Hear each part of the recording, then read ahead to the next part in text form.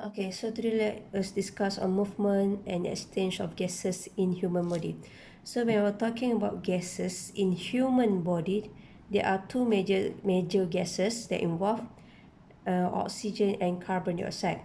When we inhale, so oxygen will get into our body, okay, while when we exhale, so carbon dioxide will out from our body.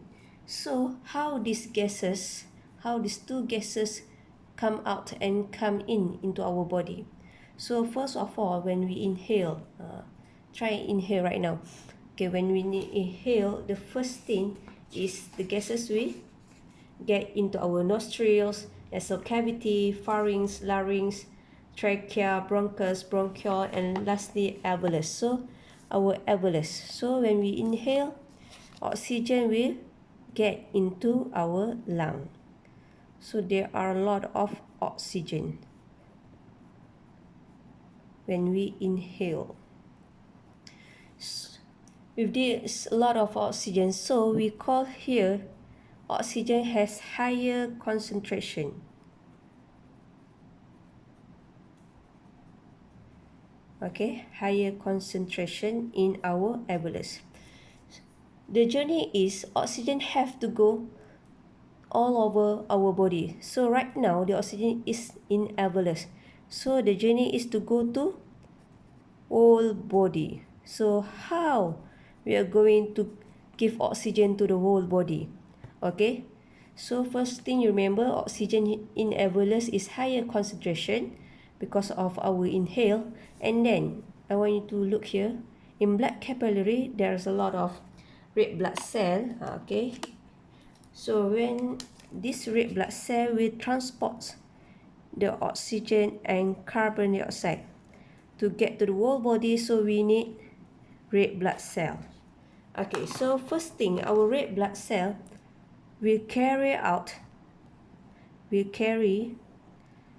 carbon dioxide. Okay, this red blood cell carry carbon dioxide from the cell body. So from the cell body, the carbon dioxide will be carried out with the red blood cell here. So we must remove the carbon dioxide out from our alveolus. So because of the higher concentration of carbon dioxide in the blood capillary here, in the red blood cell here, so the carbon dioxide will diffuse to the alveolus because of the higher concentration. Okay, the name is diffuse. You must remember this word, diffuse. Okay, diffuse. Carbon dioxide will diffuse to our alveolus. Why the high concentration of oxygen will diffuse into the red blood cell?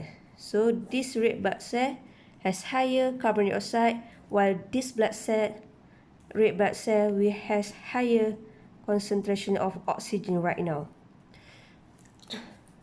Okay, moreover, in this red blood cell,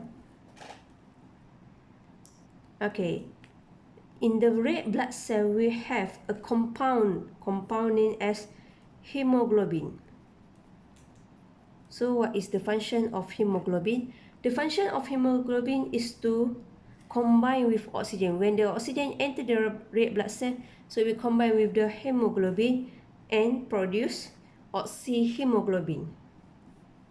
Oxygen combined with oxygen and hemoglobin, you will get oxyhemoglobin. Okay, this oxyhemoglobin is unstable compound because when the red blood cell reach to the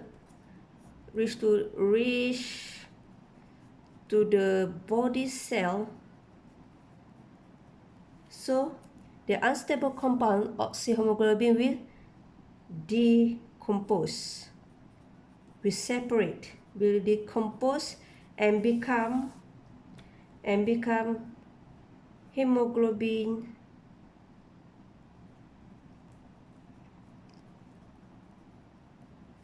and oxygen. So our oxygen will be released to the body cell because of different concentration. Okay, so the red blood cell has higher concentration. When it comes to the body cell has lower concentration of oxygen. When there are two different types of concentration of oxygen, so the higher concentration of oxygen will diffuse to our body cell. So hopefully you will understand, try to understand and try to draw this diagram. Okay, thank you. That's all from me.